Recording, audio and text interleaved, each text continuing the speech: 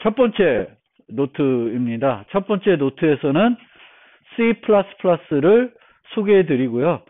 C++의 첫 번째 프로그램을 소개해 드리고, 보통 우리가 프로그램 처음 돌리면 화면에 헬로 월드 찍는 프로그램을 짜는 경우가 많은데, 그것 가지고 C++의 기본적인 문법, 그리고 C++를 컴파일하고 실행하는 방법, 이런 것들을 1장을 통해서 설명해 드리겠습니다. C++의 역사를 좀 살펴볼 건데, 우리가 프로그래밍 언어를 배울 때 그 언어가 등장하게 된 배경, 그런 것들을 좀 알아두시고, 그 언어가 언제 출시된 건지도 알아두시면 그 언어가 왜 그런 특성을 갖고 있는지 이해하는 데 도움이 됩니다. 그래서 C++는 C를 확장한 언어이고, C 언어는 아주 오래전부터 있던 언어예요. 지금도 많이 사용이 되고 있는 언어이죠.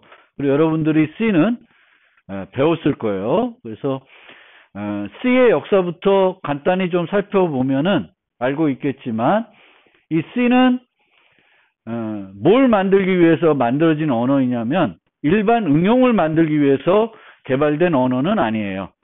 그 당시 70년대, 60년대 요때는 집에 PC 같은 것도 없었어요. 그리고 응용을 만드는 게 중요했던 게 아니라 컴퓨터를 잘 돌아가게 만드는 게 중요했어요. 그래서 컴퓨터를 잘 돌아가게 만들려면 제일 기초적으로 필요한 것이 운영체제입니다. 그래서 운영체제를 좀 효과적으로 잘 만들기 위해서 만들어진 언어가 C 언어예요. 그리고 이 C 언어를 가지고 결국은 오늘날 우리가 많이 쓰고 있는 리눅스, 유닉스 운영체제를 만들었죠. 그리고 그렇게 만든 유닉스와 리눅스 위에서 돌아가는 응용들을 C를 이용해서 초창기에는 많이 개발을 했습니다. 그래서 C는 운영체제를 만들기 위해서 개발된 언어이니까 일반 응용을 개발하는 것보다는 운영체제는 시스템을 저 수준에서 제어를 할 수 있어야 돼요. 그래서 저 수준은 언어들이 갖고 있는 기능들, 성능도 매우 중요시했고 그런 특징을 가지고 있습니다. 그래서 C 언어는 이제 그렇게 발달을 했고, C는 또 요거 하나 알아두시면 좋은 게, 이 언어들이 이제 특정한, 이 경우에는 이제 저 벨랩이라는 데서 만들어졌는데, 이 C 언어가 자바 같은 경우에는 오라클이 개발한, 그러니까 오라클이 소유하고 있는 언어가 되는 거죠. 오라클이 개발한 건 아닌데, 근데 C나 C++는 어떤 특정 회사가 소유하고 있는 프로그래밍 언어는 아니에요. 그리고 그런 언어이다 보니까 이제 우리가 이 C는 이제 컴파일 방식을 사용하고 있죠. 컴파일 방식. 그래서 우리가 고급 프로그래밍 언어 가지고 프로그램을 작성하면은 그 작성된 코드는 CPU는 이해를 할 수가 없습니다. 그래서 우리가 만든 언어를, 프로그램을 CPU가 이해할 수 있도록 번역을 해줘야 돼요. 그게 이제 컴파일러가 하는 역할인데, 그 컴파일러들을 이제 여러 회사들이 만들어서 사용을 하게 됐습니다. 그런데 이렇게 여러 회사들이 C 언어를, 컴파일러를 만들다 보니까 각 회사에서 자기 나름대로의 기능들을 마구잡이로 언어에 추가하게 됐어요. 그렇게 되면 어떻게 돼? 한 컴파일러에서는 돌아가는데 그 코드를 일로 갖고 오면 안 돌아가게 되는 문제점이 생겼습니다. 그래서 이제 표준들을 만들기 시작했어요. 그래서 표준을 만들어 가지고 그 표준에 부합하게 만들게 되면은 어떤 컴파일러든지 다 잘 돌아가게 되는 거죠. 그런데 특별한 마이크로소프트 컴파일러만 지원하는 기능이다. 그러면 그거는 다른 데 GCC 뭐 이런 데 가져가면 잘 안 돌아가겠죠. 또 그 기능이 없을 수 있습니다. 그래서 이제는 이 언어의 표준들이 특히 특정한 회사의 소유가 아닌 뭐 파이썬이나 자바는 좀 특별한데 C나 C++는 표준이 되게 중요해요. 그리고 교과목 소개 때 말씀드린 것처럼 표준을 정하는 사람하고 컴파일러 만든 사람이 다르다 보니까 이제 그 표준이 정의가 됐는데 제정이 됐는데도 그 표준에 있는 내용들을 컴파일러는 아직 지원하지 않을 수 있습니다. 하지만 우리는 이제 학습하는 위치에 있고 새로운 기능들을 이 새로운 기능들은 필요하니까 또는 효과적이니까 새롭게 추가한 거이기 때문에 우리는 가급적인 이제 배울 때 최신 버전에 있는 문법 기능들을 익히면 좋을 것 같아요. 그래서 저도 최대한 최신 표준에 있는 내용들을 포함해서 설명해 드리겠습니다. C는 뭐 표준이 정의가 되어 있긴 한데 이 83년대 표준이 제정이 되고 나서는 크게 뭔가 문법적으로 C 언어는 바뀌지는 않았습니다. 그래서 C 언어는 옛날 모습 그대로를 계속 갖고 있어요. 그에 반해서 이제 C++는 이제 C를 이용해서 C는 이제 운영체제를 만들기 위한 그런 언어이다 보니까 그 복잡한 프로그램을 만들 때 특히 이제 GUI 응용 같은 걸 만들 때는 불편한 점들이 있었어요. 그래서 객체 지향을 지원하도록 C가 객체 지향을 지원하면 좋겠다라는 이제 생각들을 가지게 됐고 이 번잡 스트라우스라는 사람이 그 C++라는 걸 만들어서 내놓게 됐고 처음에는 그냥 이 사람이 쓴 책이 표준처럼 사용이 됐어요. 그러다가 C++도 이제 이 커뮤니티가 만들어지고 국제 표준화 기구에서 표준들을 만들고 사용하게 된 거죠. 그래서 현재는 이제 이 표준이 이제 6년 주기로 새 표준들이 나오고 있습니다. 6년, 메이저 주기는 6년, 마이너 주기는 3년.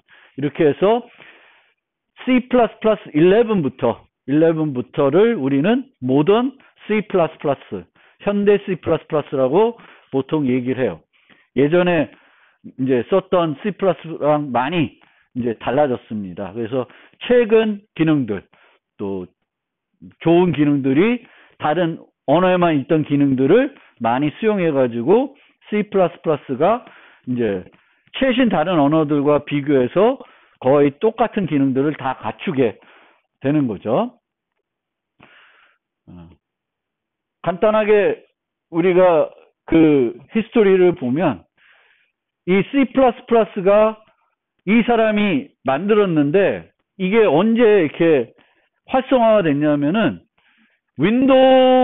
원래 이 윈도우 이전에는 그냥 마우스 갖고 뭔가 하는 활동이 아니라 우리가 주로 여러분들 리눅스 같은 거 써봤으면 알겠지만 콘솔에서 명령 내리고 이렇게 해서 프로그램도 실행하고 프로그램도 설정하고 이래요. VI 에디터 쓰고 뭐 이렇게 하는데 이제 애플에서 맥 컴퓨터 PC를 내놓고 그쪽이 이제 맥이 GUI 기반으로 이렇게 지금의 윈도우와 비슷한 모습을 내놓고 나서 이제 마이크로소프트도 PC 계열의 이제 윈도우들을 만들게 되겠죠.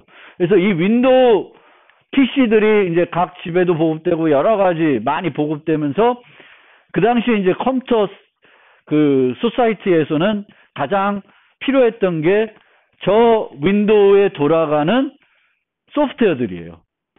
그래서 그 당시에는 우리가 졸업하면 주로 뭘 했냐면 저 윈도우에 돌아가는 응용들을 개발하는 개발자로 일을 많이 했어요. 지금은 이제 좀 많이 변했죠. 그래서 모바일이나 이제 웹 개발을 더 많이 하는데 예전에는 이제 웹도 활성화 안 됐고 핸드폰도 없던 시절에는 주로 이제 윈도우 응용을 만들게 됐었고 이 윈도우 응용이라는 건 GUI 기반이죠. 마우스를 이용해가지고 클릭해가지고 쓰는 거예요. 근데 이런 GUI 프로그래밍 할 때에는 기존 C 갖고 프로그램 하기가 매우 불편했어요. 그래서 C++, 특히 객체지향이 그때부터는 이제 주 패러다임, 프로그램 할 때 쓰는 패러다임으로 이제 객체지향이 자리 잡게 됐겠고, 윈도우 응용을 개발할 때뿐만 아니라 모바일 응용이라든지 또 웹 응용을 개발할 때도 이제 다 객체지향을 쓰고 있죠. 그래서 객체지향이 기본 프로그래밍 패러다임으로 자리 잡게 됐고, 당시에는 이제 요 윈도우 응용을 개발해야 될 때에는 이제 C++가 주 언어로 거의 대부분 C++를 썼어요. 지금은 이런 윈도우 응용을 개발할 일이 많지는 않으니까 C++ 개발자들이 역할이 좀 줄기는 했는데, 그래도 교과서 소개 때 말씀드린 것처럼 복잡한 응용들이나 이제 서버에서 별도 돌아가야 되는 어떤 소프트웨어들은, 또 시스템 소프트웨어들은 다 C++ 언어를 가지고 개발을 합니다. 그래서 여러분들이 나중에 회사 가서 여러분들이 취업할 때도 전문적인 프로그래밍을 응용들이 아니라 좀 시스템 단에 가서 뭔가 복잡한 프로그래밍을 개발해야 될 경우에는 C++를 많이 사용해야 될 겁니다. 여전히 C++가 충분히 어떤 역할을 하고 있고요.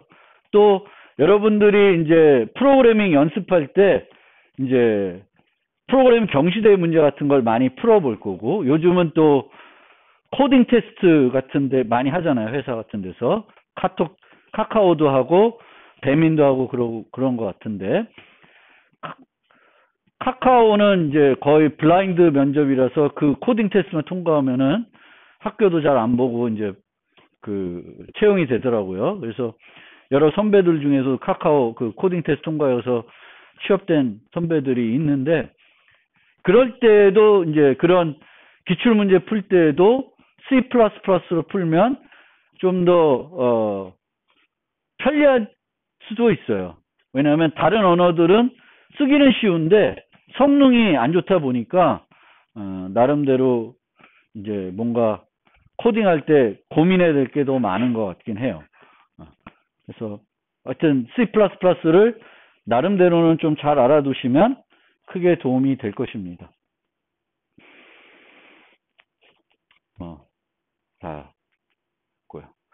그래서 아까 말씀드린 고사항 다시 한번 좀 말씀드리면은, 이제 이 C++가 이제 계속 발전하고 있습니다. 버전 업되고 있고 6년 주기, 3년 주기로 이렇게 개선이 되고 뭔가 기능이 추가되고 있는데, 우리가 이 기능이 추가될 때 꼭 알아두셔야 되는 게, 그 교과서 소개 때도 말씀드린 것 같은데, 한번 정의된 문법은 언어에서 제거가 되지 않습니다. 우리가 얘 대신에 얘를 썼으면 좋겠다고 해서 새로운 문법이 나올 수가 있어요. 그렇다고 해서 옛날 문법을 못 쓰게 막을 수가 없습니다. 왜냐하면 옛날에 잘 돌아가는 코드면 지금도 잘 돌아가야 돼요. 그게 요구사항이기 때문에, 전제 조건이기 때문에 새로운 문법들이 나오더라도 예전 문법은 그대로 쓸 수가 있습니다. 그래서 또 우리가 꼭 새 문법을 알아야 프로그램을 짤 수 있는 건 아니에요. 옛날 10년 전에도 똑같은 프로그램을 짤 수 있고 지금도 짤 수 있습니다. 근데 이제 짤 때 사용하는 어떤 기능이 달라질 수 있어도 똑같은 기능을 하는 프로그램을 만들 수는 있는 거죠. 그래서 회사들마다 이렇게 C++ 전체 문법 중에 일부 문법만 이렇게 골라내가지고 우리는 이것만 쓰자 이렇게 정의해서 쓰는 데도 있다 그래요. 근데 우리는 이제 전체적으로 필요한 기능들, 중요한 기능들은 이 수업 시간에 조금씩이라도 설명해 드리려고 합니다. 그래서 이 새로운 기능이 나오면은 주로 이 새로 나온 기능은 요 세 가지 중에 하나예요. 세 가지 중에 하나. 그러니까 문법에 새로운 기능이 추가됐다. 그러면 이 기능을 추가한 이유가 뭔지 좀 생각을 해봐야 되는데, 크게 세 가지 중에 하나다. 하나는 기존에 뭔가 불편했었어요. 아니면 문제가 좀 있었어요. 그래서 그걸 개선하기 위해서 이제 도입한 요소가 있을 수 있습니다. 이게 예로 이제 스코프 이넘이라고 있는데 열거형 C에서 열거형 아시죠? 열거형. 열거형이라는 타입이 있어요. 그래서 열거형이라는 타입은 타입이 가질 수 있는 값을 나열해 가지고 정의하는 타입을 열거형이라 그래요. 예를 들면 우리가 게임을 개발하는데 캐릭터가 동서남북 딱 4가지 방향으로 움직여요. 그러면 동서남북이라는 값으로 구성된 새로운 타입을 만드는 거예요. 그럼 그 타입은 4가지 값 외에는 못 가지게 돼요. 그럼 더 강건하게 프로그램할 수 있죠.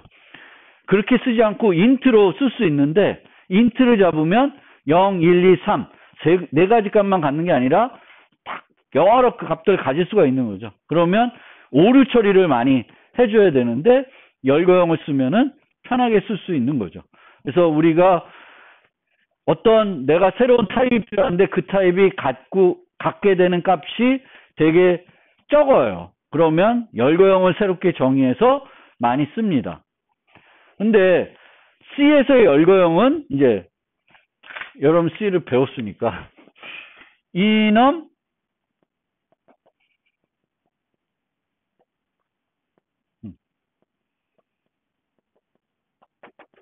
이렇게 대충 쓸 거예요. 열거형을 해가지고 방향 뭐 north, south, west, east 이렇게 나열해가지고 쓰게 되는데 이렇게 쓰게 되면 얘가 광역적인 이름으로 정의가 돼요. 그래서 다른 데에서 north라고 사용할 수가 없습니다. 사용할 수가 없어요. 그러니까 한번 north라는 이름은 고정이 되는 거죠. 저 용도로만. 그런데 이제 C++에서는 요 사이에다가 클래스라는 또는 스트럭처라는 키워드를 넣을 수 있어요. 넣게 되면은 이 노스라는 이름이 광역 이름이 아니야. 요 안으로 제한이 돼요. 그래서 예전에는 그냥 노스라고 써서 우리가 프로그램 할 수 있는데 요 스코프 이넘 가시 영역 제한 열거형을 쓰게 되면은 이런 식으로 앞에다가 항상 열거형 이름을 붙여야 돼요. 이렇게 붙이게 되면은 쓸 때는 더 불편할 수가 있죠. 더 길어지니까 불편해질 수 있는데 오히려 프로그램 할 때 내가 노스라는 이름을 굳이 요 한 가지 용도로만 제한해서 쓸 필요가 없어지는 거죠. 여러 다른 데서도 필요하면 노스라는 이름을 쓸 수가 있게 됩니다. 우리가 프로그램 할 때 힘든 것 중에 하나가 이름을 짓는 거예요. 이름을. 그래서 C에서는 함수 이름이 똑같은 함수 이름들이 이름을 여러 개 정의할 수가 없어요. 이름이 딱 있으면 그 이름이 갖고 있는 함수는 하나만 정의해서 쓸 수 있습니다. 근데 이제 C++에서는 똑같은 이름의 함수를 여러 개 정의해서 쓸 수 있어요. 그래서 이런 차이들이 있습니다. 그래서 예전에 썼던 거에서 불편한 점들을 또는 나쁜 점들을 개선하기 위해서 새로운 문법을 도입하고 있습니다. 두 번째로는 좀 더 간결하게 프로그램하기 위해서 C++는 이 간결성을 또 대단히 중요시 여겨요. 그러니까 이렇게 길게 작성할 거 이렇게 짧게 작성할 수 있으면 줄일 수 있는 방법을 새롭게 제안하는 거예요. 그리고 예전에는 컴파일러가 그렇게 똑똑하지 못했는데 지금은 많이 컴파일러 기술도 발달해서 컴파일러가 많이 똑똑해졌어요. 그래서 여러분이 스스로 뭔가 찾아야 되는 게 아니라 여러분들이 결정해야 되는 게 아니라 내 대신에 누가 결정하게끔 해줄 수 있어요. 컴파일러가 결정해 주도록 할 수가 있습니다. 그래서 이 오토 같은 기능은 내가 원래는 변수 선언할 때 int n equal 0 뭐 이런 식으로 해야 되죠. 그래서 변수를 선언할 때 이 n이 정수 변수다라고 할 수 있는데 오토를 쓰면은 이렇게 하는 거예요. 그러면 이 n이 무슨 타입이 되냐면은 요 0이라는 값을 보고 누가 판단해줘요? 컴파일러가 대신 판단해 주는 겁니다. 근데 얘를 쓰나 얘가 오히려 더 길죠. 근데 프로그램 하다 보면은 인트 같은 거를 오토로 쓸 일은 많지는 않겠지만 되게 긴 타입들이 있어요. 복잡한 타입들. 근데 이 복잡한 타입을 내가 알아서 쓰는 것보단 그냥 오토로 써서 쓰는 게 훨씬 간결하게 프로그램할 수 있고 오히려 정확하게 프로그램할 수 있어요. 컴파일러는 틀릴 리가 있을까요? 컴파일러가 판단하면 정확하게 문법에 맞게 판단해 주겠죠. 그래서 오토를 이런 식으로 도입해서 이제는 많은 경우에 여러분들이 뭔가 꼭 알아서 결정해 가지고 프로그램 해야 되는 게 아니라 컴파일러가 스스로 알아서 그거를 알아서 해주도록 그런 요소들을 지금은 많이 쓰고 있어요. 컴파일러에 대한 의존도를 높이는 거예요. 그거는 컴파일러가 더 똑똑해졌기 때문에 그래요. 그래서 그런 기능들이 들어오고 있고, 그리고 세 번째로는 오류를 줄이기 위한 요소들이 추가가 되고 있습니다. 오류를 좀 줄일 수 있는 요소가 있다. 그러면 그래서 explit 요거는 설명하기는 조금 어려운데 나중에 이제 그 기능을 보면 그때가 설명드리겠습니다. 그래서 이렇게 문제점을 효율성을 향상하거나 간결성을 향상하거나 아니면 강건성을 향상하기 위해서 새로운 문법들이 기능들이 들어오고 있습니다. 그래서 그런 기능들을 여러분들이 익히게 되면은 좀 더 여러분들은 효과적으로 프로그래밍을 할 수 있는 거예요. 그래서 여기에 있는 것처럼 세 기능을 몰라도 프로그램 할 수 있습니다. 하지만 이제 여러분들은 학습하는 위치이고 지금 배우는 위치니까 새로운 기능들, 더 좋은 기능들을 다 익혀서 쓰시면은 더 효과적으로 프로그래밍 할 수 있게 되는 거고요. 그런 것들을 알아두면은 그런 것을 사용해서 작성된 다른 사람의 코드도 읽을 때 이해가 되겠죠. 내가 스킵하고 학습하지 않은 그런 요소를 쓰는 코드를 보면은 이해가 안 될 거 아니에요. 그래서 가급적 C++를 배운다. 또 아니면 다른 언어를 배우면은 이게 우리 컴퓨터 공학도들이 되게 어려운 거예요. 여러분들도 아마 계속 공부를 하셔야 돼요. 졸업하고도 계속 언어들이 업데이트되고 있고 또 여러분들이 한 10년 후에는 어떤 언어가 새롭게 나와서 또 그거를 써야지만 먹고 살 수 있을지도 몰라요. 제가 학교 다닐 때는 자바 없었고 파이썬도 없었어요. 그래도 이제 익히고 또 강의하고 익혀서 개발하고 있죠. 그래서 여러분들도 그런 새로운 아마 끊임없이 아마 우리 컴퓨터 쪽에서는 기술 발전이 워낙 빠른 데니까 모르겠어요. 이제 나중 되면은 여러분들이 쓸모없고 그냥 AI가 다 해줄지. 요즘 코딩을 AI가 잘한다고 하더라고요. 그래서 우리가 쓸모없어지는 건 아닌지 모르겠네. 그럼 이제 C 언어의 특징을 좀 살펴보면은 C++ 언어가 아니라 C++ 언어의 특징. C++는 첫 번째로는 C와 호환되어야 한다는 전제로부터 출발하고 있고 그 기능들이 많이 있어요. 왜 저렇게 하지? 불필요하게?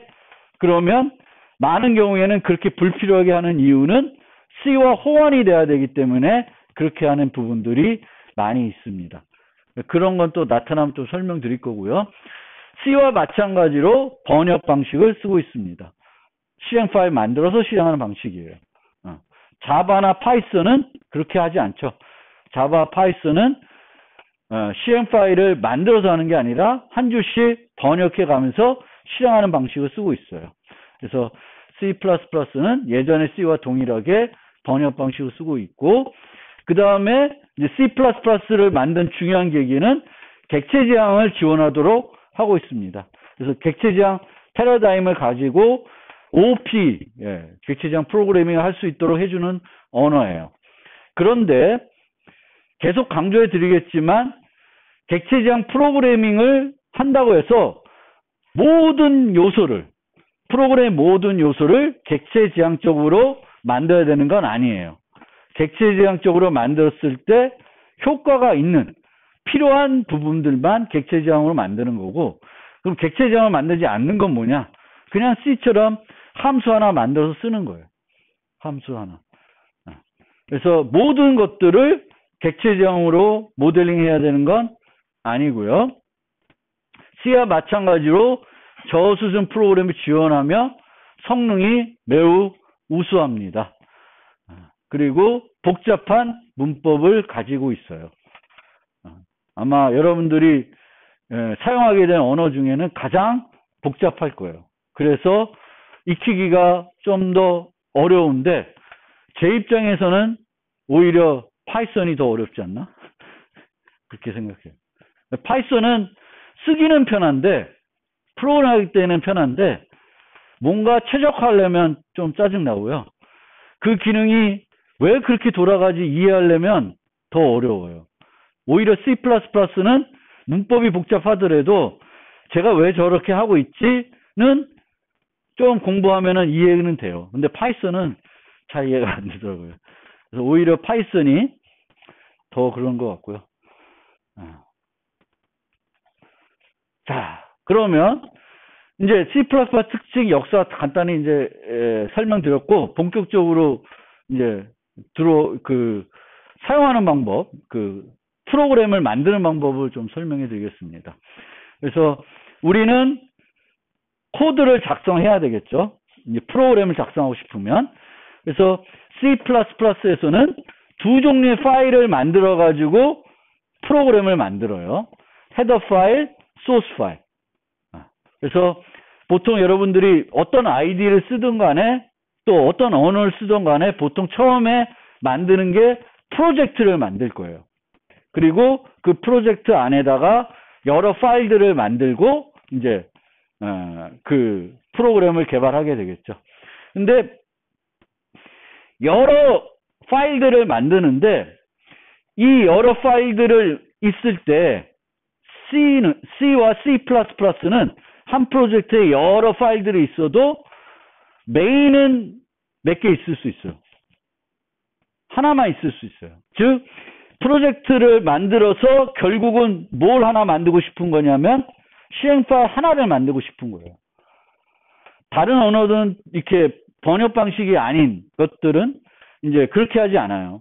프로젝트 안에 자바 같은 경우에는 여러 파일들이 있으면 다 파일마다 메인 함수를 만들 수 있어요. 그리고 내가 선택해서 특정 자바 파일을 실행해 볼 수도 있어요. 근데 C++는 프로젝트를 만들었으면 그 프로젝트로부터 하나의 exe 파일을 만들어야 되는데 이 exe 실행 파일을 만들려면은 먼저 번역을 해야 돼요. 목적 코드로 번역을 해야 되는데 여기서 이제 중요하게 알아야 될 게 번역하는 단위입니다. 통으로 다 번역하는 게 아니라 소스 파일 단위로 번역을 해요. 소스 파일 단위로. 그러니까 여기 foo.h bar 뭐 있는데 요건 나중에 생각하고 얘 두 개가 있어요. 소스 파일이 cpp 파일이 두 개 있어요. 그러면 얘 따로 번역하고 얘 따로 번역하는 거예요. 그럼 얘 따로 번역하면은 목적 파일이 보통 만들어지게 되겠고 또 목적 파일이 만들어져요. 그럼 여러 목적 파일들이 만들어지겠죠. 내가 cpp 파일이 5개 있다. 그럼 목적 파일은 몇 개 만들어질까? 번역하고 나면 5개가 만들어지는 거예요. 각 파일마다 별도로. 그래서 5개를 만든 다음에 이 5개와 여러분들이 사용하는 라이브러리에 있는 함수들, 그 라이브러리에 있는 함수들의 코드들까지 들어와가지고 하나의 실행 파일을 만들게 됩니다. 여러분들이 컴파일하다가 여러 가지로 문제되는 경우는 얘 혼자 번역이 안 돼서 그래요. 여기에 정보는 있는데 얘가 이 정보를 못 갖고 오기 때문에 번역이 안 되는 경우가 있어요. 그래서 C도 그렇고 C++도 그렇고 항상 번역은 어떻게 해요? 파일 단위로 한다. 그래서 요 하나만 foo.cpp만 갖고 뭘 할 수 있어야 돼요? 컴파일러는. 얘를 번역할 수 있어야 돼요. 그래서 여기 보면은 바 함수가 있고 이 바 함수에서 foo를 불러요. 근데 foo는 어디에 있어? 여기에 없는 거죠. 그러면 이 foo 정보가 이 bar.cpp를 번역할 때 컴파일러가 만나지 못하면은 번역할 수 있을까요? 없을까요? 번역을 못해요. 그러면 여기에 있는 어떤 정보를 얘한테 주려고 뭘 쓰는 거예요? 헤더 파일을 쓰는 거예요. 그러니까 다른 파일에 있는 정보를 이 파일을 번역할 때 활용할 수 있게끔 하기 위해서 만들어지는 게 뭐다? 헤더 파일인 거예요. 그래서 보통은 우리가 함수 정의가 있고 선언이 있어요. 정의는 실제 몸체까지 있는 그걸 말하는 거고, 함수 선언은 위에 정보만 있는 거예요. 함수에 대한 정보. 근데 얘는 이 함수 전체가 필요한 건 아니에요. 실제 실행하는 게 아니라 뭐 하는 거예요? 번역만 하는 거예요. 근데 번역을 하려고 그러면 요게 맞는지 봐야 되는 거죠. 문법적으로. 얘를 부를 수 있게 주소를 알아야 되는 건데, 주소는 알 수 있어요, 없어요? 주소는 몰라. 아직은. 이 결합할 때만 알 수 있겠죠. 왜? 얘의 함수의 주소는 여기에 있을 거 아니에요. foo.5에. 그래서 얘는 이 foo.h라는 헤더 파일 통해서 내가 여기서 부르려고 하는 요 함수의 모습은 이렇게 되어 있구나. 인자가 하나도 없구나. 인자가 없네. 괜찮네. 맞네. 이런 거를 하는 거예요. 그래서 항상 우리는 하나의 파일을 독립적으로 할 수가 있어야 되겠고, 그 다음에 알아두셔야 될 게 ODR 규칙입니다. One Definition Rule이라고 해서 정의는 늘 몇 개가 존재해야 돼. 정의는 하나만 존재를 해야 돼요. 그러니까 여기에도 foo 함수가 있고 여기에도 foo 함수가 있어요. 그러면 이거 결합하면은 여기에 몇 개가 나오게 돼, foo 함수가. 2개가 나오게 되죠. 그러면 컴파일 될까 안 돼? 링킹이 될까 안 될까? 안 돼요. 그래서 정의는 하나만 있어야 돼요. 그래서 내가 foo를 여기다 만들지 않고 여기다가 헤더 파일에 정의를 해버려요. 그럼 어떻게 돼? 헤더 파일에다가 정의하는 순간 그 헤더 파일을 여러 파일에다가 포함하면은 정의가 몇 개 있게 돼. 여러 개 있게 되죠. 그러면 컴파일이 안 되는 거예요. 그래서 헤더 파일에는 정의를 포함하면 안 돼요. 무조건 안 되냐? 그건 아니죠. 헤더 파일을 하나 정해놓고 그 헤더 파일을 딱 한 곳에만 포함해요. 그럼 문제는 없죠. 근데 그 헤더 파일을 여러 곳에 포함한 순간 정의가 여러 개가 만들어지는 거예요. 그래서 선언은 뭐 여기저기다가 필요한데 다 해서 쓸 수는 있어요. 그런데 정의는 늘 하나만 존재해야 돼요. 여러 개 존재하면 나중에 여기로 가야 될지 알 수가 없으니까 컴파일러가 못하는 거예요. 그래서 이게 별거 아닌 것 같지만 여러분들 이거 잘 이해를 해야 여러분들 오류 났을 때 내가 무슨 잘못하고 있구나, 왜 잘못하고 있구나 이런 걸 알게 되는 거고, 헤더 파일의 용도가 과연 뭐냐 이거를 명확하게 이해하고 그 용도에 맞게 쓰셔야 되는 거예요. 그래서 헤더 파일은 컴파일러, 다시 한번 요약하면은 C++는 소스 코드를 번역해 가지고 목적 코드를 만들고 목적 코드들을 결합해서 실행 파일을 만듭니다. 그런데 이 목적 코드를 만들 때 소스 파일 하나만 갖고 작업을 해요. 여러 개를 이용해서 작업하지 않아요. 하나씩 작업해서 하나의 목적 코드를 차례차례 만듭니다. 그러면 그 얘기는 하나의 CPP 파일을 번역할 때 컴파일러가 문제없이 번역을 할 수 있어야 돼요. 그래서 다른 파일에 있는 정보를 우리가 알려주기 위해서 헤더 파일이라는 걸 쓰는 거예요. 헤더 파일 안 쓰고 내가 여기다가 foo를 선언해도 돼요. 근데 그렇게 되면 귀찮지. 내가 이 foo 선언을 여기 파일뿐만 아니라 여러 군데 넣어야 된다 그러면은 거의 각각 중복해서 내가 선언하는 것보다 헤더 파일에다 넣고 그 헤더 파일을 여기저기에다가 포함하는 게 더 편하죠. 오류도 줄일 수 있고. 그래서 이제 헤더 파일을 쓰는 거예요. 그래서 헤더 파일에는 다른 파일과 공유해야 되는 정보. 얘가 코드를 번역하게끔 필요한 정보들을 넣어주는 겁니다.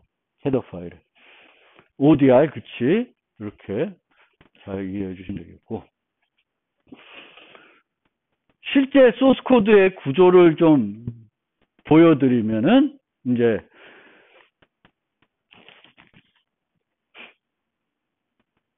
요게 이제 CPP 파일이고, 요게 이제 헤더 파일인데, 아직은 클래스를 설명 안 드렸어요.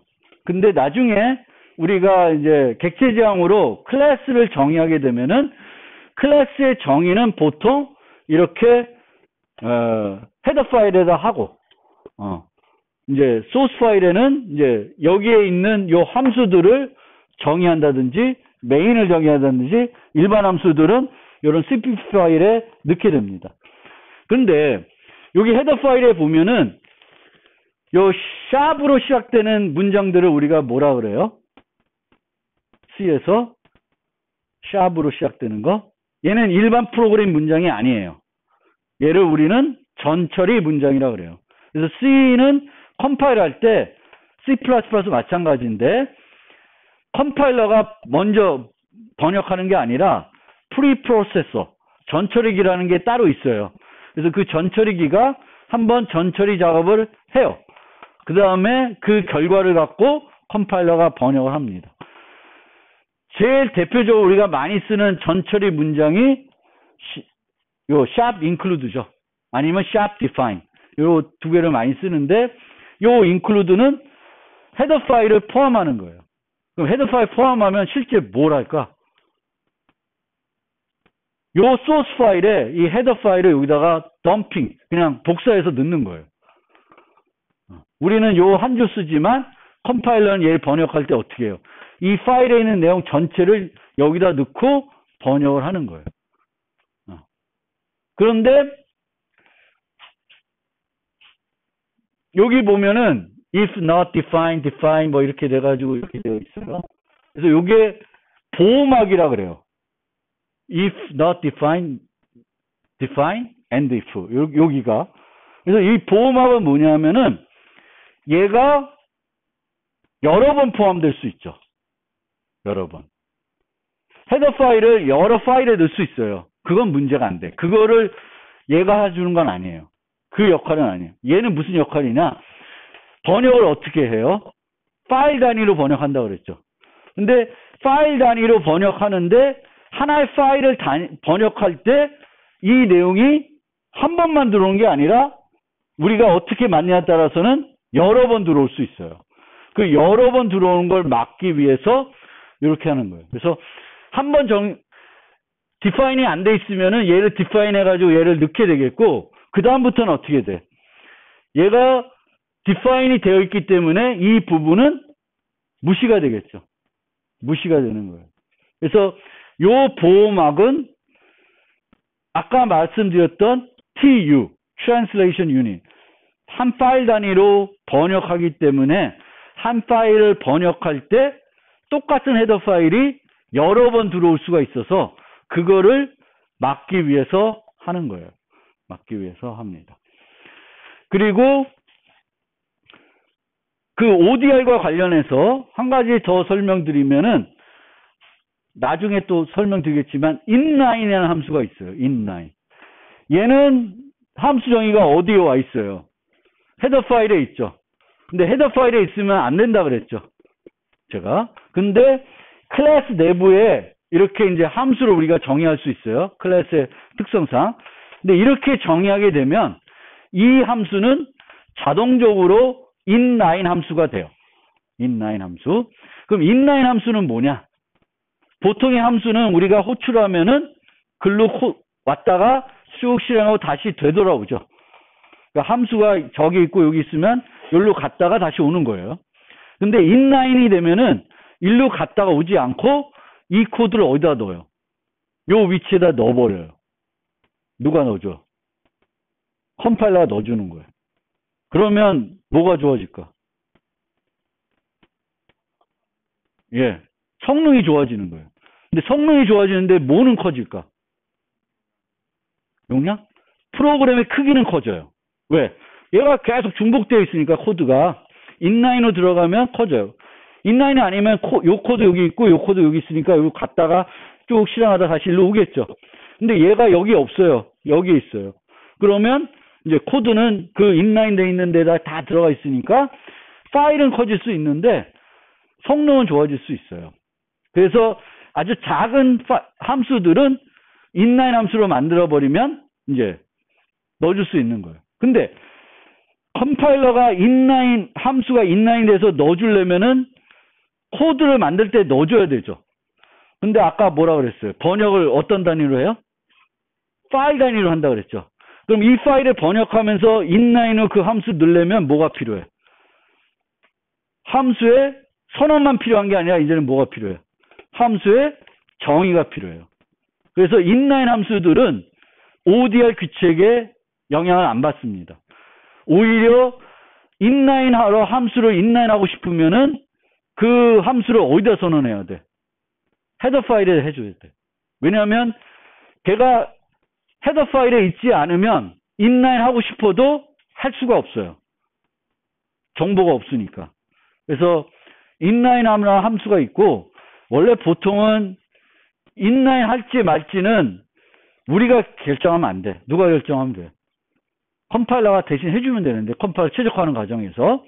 근데 컴파일러가 그 정도 똑똑하지 못하니까 우리가 얘는 인라인 하는 게 더 나을 것 같아. 그런데 내가 직접 거기다 코드를 넣어놓는 게 아니라 우리는 모듈화 해주는 게 좋죠. 작은 것도 모듈화 해주면은 나중에 필요하면 얘만 바꾸면 되잖아. 그게 모듈화하는 이유가 된 거죠. 작은 함수를 만드는 이유는 속도가 떨어질지 몰라도 추상화 시켜놓기 때문에 그 기능을 내가 필요하면 언제든지 그 기능의 내부 내용은 편하게 바꿀 수 있어요.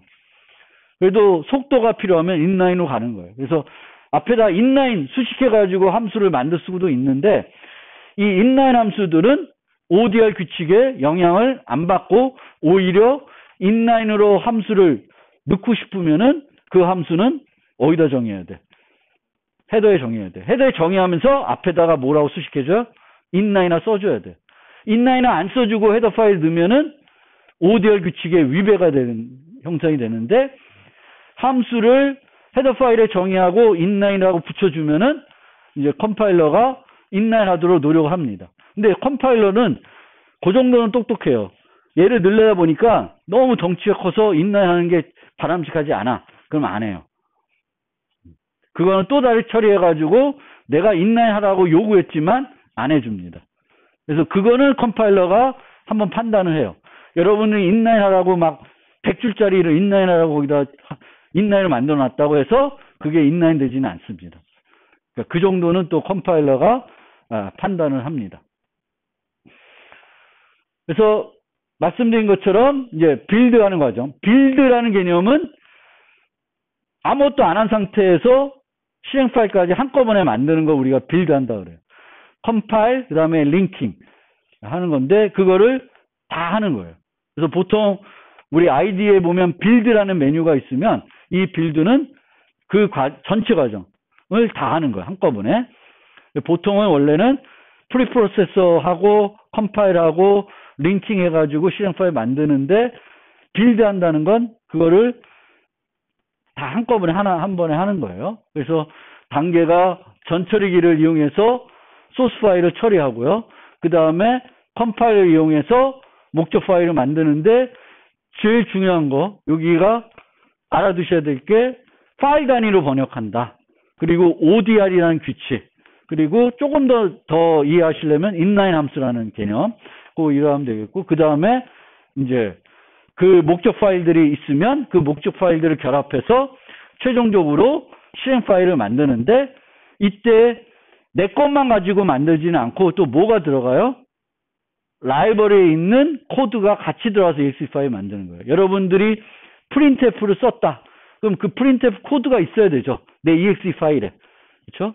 그러면 그 파일 목적 코드도 같이 갖고 와서 내 프로그램 만들 때 같이 넣어가지고 만드는 거예요.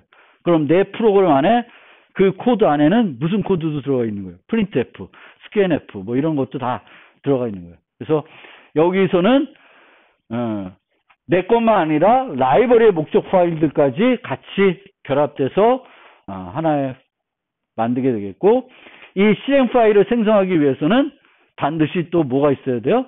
메인이 있어야 돼요.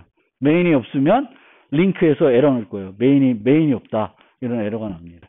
그래서 내가 이런 프로그램 돌렸는데 밑에 메시지를 봤는데 얘가 컴파일러 에러인지 링크 에러인지도 또 여러분들이 잘 구분할 줄 알아야 되겠고, 링크 에러는 주로 아까 말한 그 개념, TU 개념, ODR 개념 이런 것들을 뭔가 여러분들이 미스해가지고 나오는 문제들이에요.